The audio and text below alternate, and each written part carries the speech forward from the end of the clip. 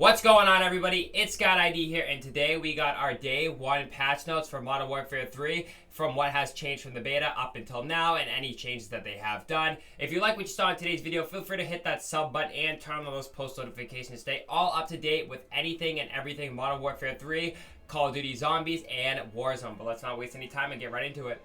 Alright, so let's take a quick dive into our day 1 patch notes, what has changed from the beta, and overall things that they worked on for the upcoming release of Modern Warfare 3. And side note, I do know a lot of people are already playing it. I was playing a little bit by myself, but if you haven't had your chance to put your hands on this game yet, I'm telling you, it feels super good and super fun to play. But let's get right into these patch notes. So starting out, we do have some campaign stability and performance. So they just did some general things with some stability, like fix multiple UI related crashes, fix several graphical bugs that resulted in hitching after a melee kill. So some general stability issues that were present that they did fix, which is nice.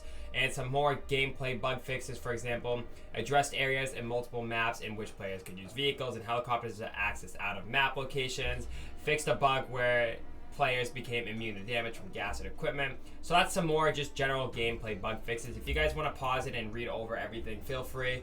Or if you want to keep watching, I will try to break everything down for you the best I can. Now here's some more visual changes to the UI. So they added a stroke to the player nameplates to improve visibility and added the font to the scoreboard. And honestly, I feel like the visibility is super clean now. Even in the beta, you can see the enemies a lot more, and overall the map's very vibrant and bright. And from playing it, it feels like they did a lot of changes and added a lot of good things to this game. Now, some new features we do have here is they added a HUD element that displays the player's current kill streak after each kill. That is our kill counter that has returned, and that is a huge win in my book. A match event pops up now, features the respective player's equipped calling card, which that's up in the top right hand corner. So every time you call in a kill streak or you go on a 5 kill streak, it will show your calling card now compared to before. They added a tac stance, the tac stance animation and the little feature guide up in the bottom right hand corner. So whenever you see your tac stance, you can see that easier.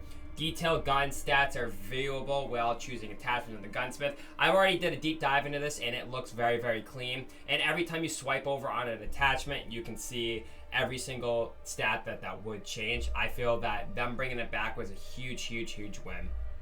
Now over here is some stuff they did with the math between the beta and overall just visibility issues. So in state, they added a frontline logic to prevent unintentionally frequent spawn flippings, which I felt like spawns in estate in the beta were flipping like crazy, and in the actual game now they're not flipping as much, which is nice.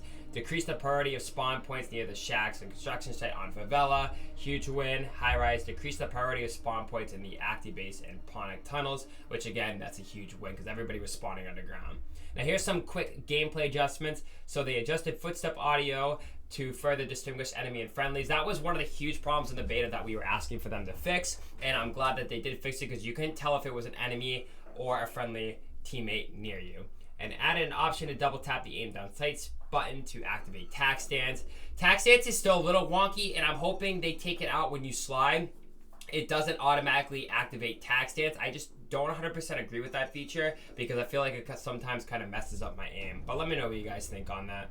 So they did refresh the default loadout options. So they did add and change up the default loadouts. Now over here on the movement, so sprint input while sliding will now cancel the slide animation. Very huge. Decrease aim down sight times penalty while jumping by 20%.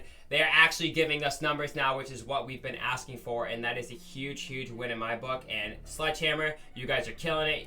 Every single time you guys update, you always are very transparent with us, and that is everything that we have all been asking for.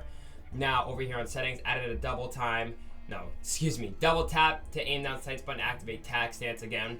That was with over here in the gameplay, and now is a huge feature. So now you can choose between dive or you can choose between slide, and whichever one you choose, the other one can deactivate of your choice, or you can have them both on at the same time. That is a huge win in my book. Now let's go to the weapons and attachments for overall weapon tuning. So the SVA 545, so overall, let's see, this got a actual buff right here, the SVA 545. This wasn't that strong of a gun in the beta, so it was good to see this updated, and this is the first gun you actually get to use right out of Create a Class when you reach level 4. So to see this get updated was very good. So they upped the bullet velocity by 19, raised the fire rate to 682, and increased the lower torso damage and decreased the recoil. Now over in the MWIII, they increased the bullet velocity by 18% and increased maximum damage to 23 to 27. I still feel that this gun still isn't as strong because I was running around with it for a little bit. If they just up it a little more, this gun could be very, very viable. Now the ACR or the MCW did get a little bit of a buff, but they did decrease the minimum range from 24 to 21.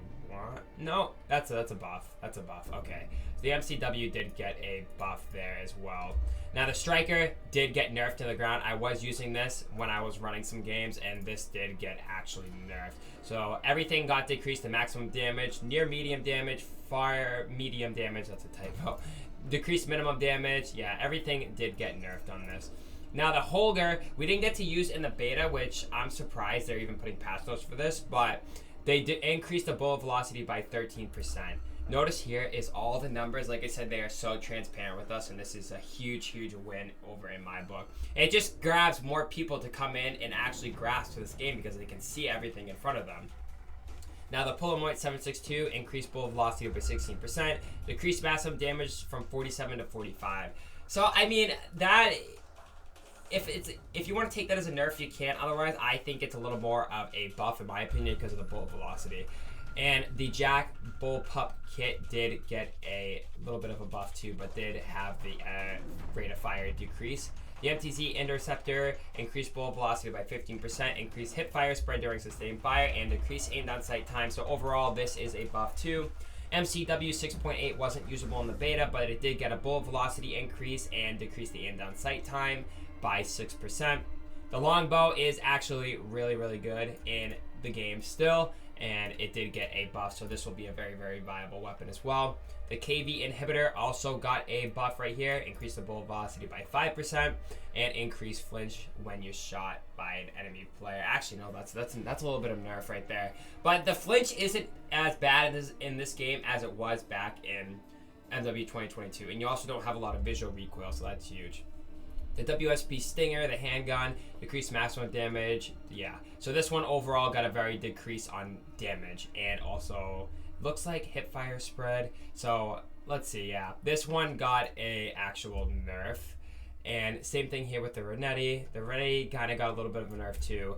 The Renetti has been kind of broken for a long time whenever it's been in COD, and I feel like if you have to nerf that thing a little quicker than normal because that thing is busted. Like when I was playing on Rebirth and I would drop down and Renetti would be the starting gun, it was just broken. Core 45, they did nerf this, but it's still broken. So if you guys want a good handgun starting out right at level 1, Core 45 is your way to go because this is still broken. Now here is some more stuff to some ammo, it looks like. Decrease the bullet velocity multiplier from 1.2 to 1.15. Decrease sniper rifle bullet velocity multiplier from 1.3 to 1.17. So nerf over to the high velocity. Same thing over here to these low grain rounds. So they did decrease a lot of the damage range and recoil control. And also the high grain rounds did get a nerf too. And the optics did get no nerf. No, they didn't get a nerf. They're actually faster while ADSing now. That's awesome. Now over here with some perks demo vest. Now, Battle Rage will now only restock up to 1 use. So that's a kind of way to combat Battle Rage when it was broken in the pre-alpha. Then in the beta it was a little bit broken. They did nerf it, but this actually is making it helpful to use now, which is huge. So tactical pads now increase the slide velocity, replacing the slide distance. So now you're going to slide faster than you sliding longer, if that makes any sense. And the attack mask added immunity to flash grenades thrown by the player's self. That's a huge win. Now if you throw a flash and you hit it off the wall and you hit yourself, now you won't get the white screen or the black screen, whichever one you're running. Now on the field upgrades, trophy system upgrade. Now mosquito drone will no longer be targeted and destroyed. That's not bad. Medbox upgrade, updated description to better reflect functionality. So this is kind of your quick fix right here. If you guys are looking and you guys don't see quick fix, this is more or so of your quick fix of Modern Warfare 3. Now here's just some stuff that comes: kill streaks, Guardian, decreased volume by Guardian's SC owned by teammates. Counter review, player with an interior will no longer receive not enough space to call in. And the Juggernaut Recon decreased the mag capacity from 20 rounds to 8 rounds. That is a huge nerf right there. So I don't know if the Juggernaut Recon is going to be as viable as it was before. And over here, just some more vehicle, NSTV, increased traction of roof handles on slippery surfaces. And overall, if you guys have any issues with this game, you know the deal. Spam Activision and Sledgehammer and Call of Duty on Twitter to get this game fixed, and let's get Call of Duty back into speed. Get Modern Warfare 2022 out of here. Let's bring up Modern Warfare 3 because this game has already been sick and fun to play. But anyways, that is going to do it for me. If you like what you saw in today's video, feel free to drop a sub and turn on those post notifications. Stay all up to date with anything and everything Modern Warfare 3, zombies, and Warzone related. But that has been it. It's Scott ID. Stay blessed, stay positive. Enjoy the rest of your day. Peace.